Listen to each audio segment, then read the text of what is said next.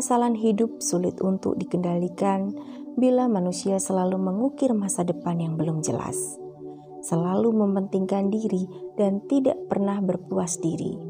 Demikian pula kemajuan teknologi yang semakin lama menghambat cara melatih mental. Manusia telah membuat dunia berada dalam pengaruhnya, serta merasa percaya dengan cara demikian akan dapat mengubah gaya hidupnya menjadi lebih berwarna dan mengubah dunia menjadi surga. Semua permasalahan di dunia yang maya ini tidak membuat mereka lebih dekat pada kedamaian dan kebahagiaan. Mereka hanya berhasil membuat pikirannya menjadi lebih tegang dan tidak terpuaskan. Jika kita sadar untuk mengubah hidup kita dengan berusaha melakukan pembelajaran dalam hal-hal yang sebenarnya dan berjuang mengalahkan keegoisan, maka kita akan terhindar dari kesengsaraan. Pada hakikatnya, kesengsaraan akan terjadi apabila kita memiliki banyak keinginan yang tidak terpuaskan. Dalam proses perjuangan, banyak orang yang salah menanggapi pikiran mereka sendiri. Mereka tidak sepenuhnya terbebas dari rasa ketakutan, sehingga menimbulkan tekanan dalam dirinya untuk menuruti pemuasan nafsu inderanya. Kepuasan akan mudah berubah menjadi ketidakbahagiaan apabila menimbulkan ketidakpuasan. Oleh karena itu, tidak terdapat kepuasan alami di dunia ini, sehingga kita harus belajar dengan mengubah pikiran kita dari rasa egois untuk mendapatkan kebahagiaan yang sejati. Ketidakpuasan sebenarnya akan mencelakakan diri kita, ibarat luka yang ada di tangan. Seperti cerita dalam Dhammapada berikut ini. Seorang wanita dari keluarga orang kaya telah mencapai tingkat kesucian Sotapati pada usia muda. Suatu hari ia jatuh hati kepada seorang pemburu yang bernama Kuku Tamita. Mereka kemudian menikah dan mempunyai 7 orang anak laki-laki. Setelah tiba waktunya, anak-anak mereka menikah. Pada suatu pagi, sang Buddha pergi ke tempat di mana pemburu telah menyusun perangkap buruannya di dalam hutan. Beliau meletakkan jejak kakinya di dekat perangkap, lalu duduk di bawah semak-semak yang rindang. Ketika pemburu datang, ia tidak melihat ada binatang di perangkapnya. Sebaliknya, pemburu melihat jejak kaki orang dan dia menduga orang tersebut telah melepas buruannya.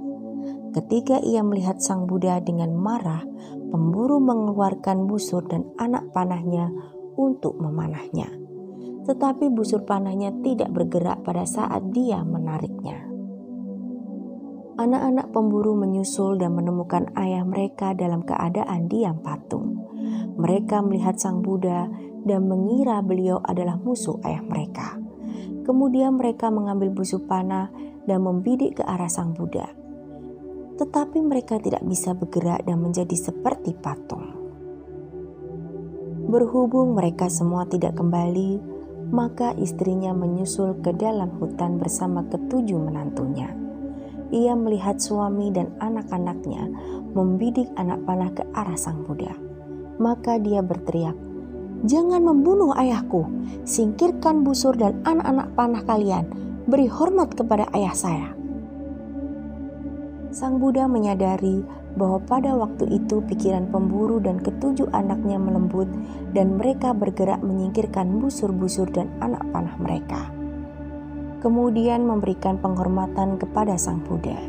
Sang Buddha kemudian memberikan ajaran Dhamma kepada mereka. Akhirnya pemburu beserta ke-7 anak dan menantunya mencapai tingkat kesucian Sotapati. Pada kejadian tersebut, sang Buddha bersabda, "Apabila seseorang tidak mempunyai luka di tangan, maka ia dapat menggenggam racun. Racun tidak akan mencelakakan orang yang tidak luka. Tiada penderitaan bagi orang yang tidak berbuat jahat." Berdasarkan cerita di atas, semua orang dapat mencoba mempertahankan kebahagiaan ini dengan berpuas diri.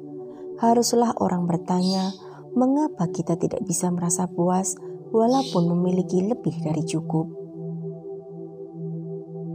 Dhamma akan menempatkan kita dalam hubungan yang lebih hangat dan menuntun hidup kita sampai berakhirnya kesengsaraan.